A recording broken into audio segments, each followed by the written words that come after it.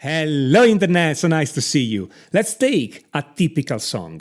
And in this case, this could be a song in different styles. It could be a pop song, a rock song, a metal song, a country song, a jazz song, and all this kind of thing. In all those styles, you typically change key on the last chorus. We know that I already made a video about all that. But this is not the only place in the song where you can change key. Songwriters change key in many other different positions in the song. So today we're gonna see where do you change key in a song, why would you change key there, what kind of key changes will work best in all those positions, and how to do them. If you are a songwriter or you ever want to write your song, this is absolutely must know information. I'm not saying it's basic, it's not basic, okay? I'm not saying it's beginner information, it's not beginner information, but it's super important to make your song work. A student asked me, where can we modulate in a song? Here's my answer to him. Another typical place to modulate for pop songs is at the beginning of the bridge. So you have verse, chorus, bridge, okay? Why you modulate there? Because again, it's to stave off the effect of repetition, because you have verse and chorus, then the verse again, so there's a repetition, and you like it because you've heard it already. Chorus again, you like it because you heard it already, but now you have to break. If you put a third verse, most listener, most of the time, are gonna start thinking, unconsciously, like, yeah, this song is getting boring. There is a verse too much, okay? And sometimes you notice that there are some songs that have a verse, chorus, bridge, verse, chorus. So there are a verse after the bridge. Okay, Crazy Train by Ozzy Osbourne. Okay, just to put one there. Okay, for some people, the third verse is too much, even if you broke it with the bridge. Depends on you. Anyway, the bridge is something that should break with the previous part, verse, chorus, because otherwise it's too much repetition. So another thing you can do is modulating at the beginning of the bridge, so you have a new element coming in, a new key, okay? So there are always two elements when you modulate. The element of novelty, because you change key, and then there is an element, an emotional element, depending on what direction and how much you are modulating, okay? So if you're modulating a full step or two full steps or more, or going down, that's an emotional element there, okay? Then there is another place where it's traditional to modulate, and this is in between verse and chorus, okay? I'm gonna use Crazy Train again because it works great, okay? In Crazy Train, the verse is in A major, the chorus is in F sharp minor. Those two keys are relative, meaning they have the same notes. A major and F sharp minor have exactly the same notes, but the verse sounds upbeat and optimistic, and the chorus, on the other hand, is in minor, so it sounds a bit more conflicted, okay? Which doesn't match perfectly the lyrics, but it still works, okay? But it gives you, in a sense, two different, it shines two different lights on the same notes. So there is not much of a difference between the two. The two flow into each other very easily, but you can totally hear that the chorus and the verse have a different emphasis. And again, this is done very commonly, okay? And there are two traditional things to do here. One is this, so use relative keys, like A major, F sharp minor, or C major, A minor. And by the way, you can exchange them. So you can have the verse in C major, the chorus in A minor, or vice versa, the verse in A minor, the chorus in C major. So you can use relative keys. Or the other traditional thing to do is to use parallel keys.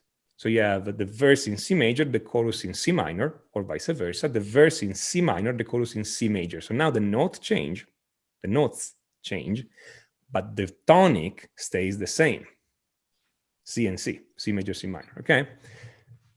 Those two are modulating between relative keys, or modulating between parallel keys are very easy modulations, okay? Meaning easy for your ear to understand, because you're changing either the tonic but keeping all the notes, or you're changing the notes but keeping the tonic. Okay, so they're easy to follow, and so it's easy to justify to feel that the verse and chorus go together.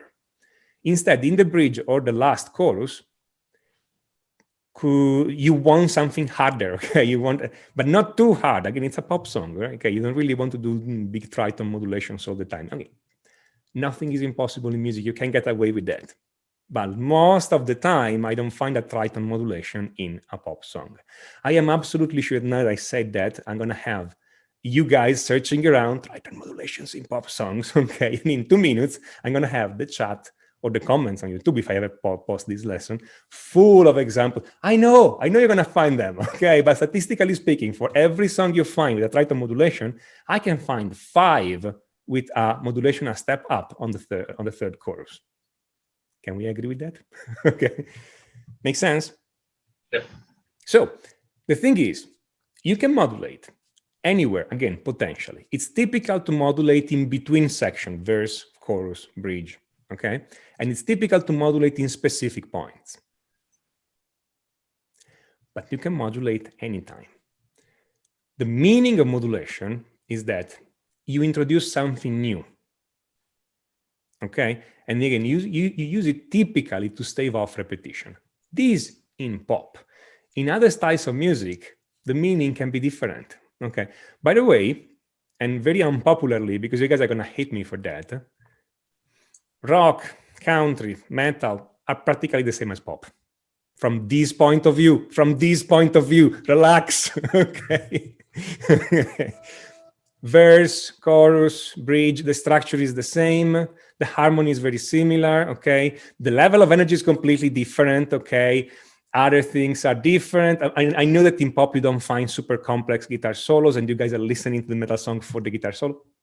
I know, okay? That's the difference. But many musical elements are exactly the same. Which means we can learn, I mean, if you are a metal player, you can learn a lot from listening to pop songs and analyzing them. Vice versa, if you're a pop composer, you can learn a lot by listening to all the other styles and decomposing them and bring what you learn in pop. Makes sense? Again, I hope nobody's offended by that. Okay. So that's the idea on where you put modulations and why. Now, if in your song, you have a specific, if you're telling a story with your song, which is typically one of the possible ways to compose a song, and there is a specific plot twist at a certain point in the song, okay, you are together with your girl, and then at a certain point she dumps you, okay, when she dumps you, okay, in the song, that would be a good point to put a modulation because the whole mood changes, no? Right? Right. So, I just described country pop, okay? Anyway, makes sense, okay? But okay, it would be country pop if there's also a truck and a dead dog, okay? But anyway, and a couple of boots somewhere. Anyway, so, okay, that would be a good point to put a modulation. Do they always put a modulation there? No, okay? But that's where I would consider putting a modulation. Does that give you some ideas to write something? Yes, lots. Thank you. Very much. So now the thing you need to learn is how to do those modulations. And I talk at length about modulation in my course, Complete Chord Mastery. Complete Chord Mastery, it's not a book. It's a complete video course that takes you from the basics up. We do everything you need to know about harmony and chords on your guitar. All the theory is done straight on the fretboard. There is no theory for the sake of theory here. Everything is immediately practical and everything is developed through exercises so you know how to apply these immediately on your guitar. If you have just a minute, click on the link on the top right to check out Complete Chord Mastery. If you like this video, smash on that like button and don't forget to subscribe and click on notification, otherwise YouTube will not let you know when I put up a new video. And if you have any comment, feedback, suggestions, write them down in the comment. I enjoy reading from you and I make videos on your suggestions. This is Tommaso Zilio of musictheoryforguitar.com and until next time, enjoy!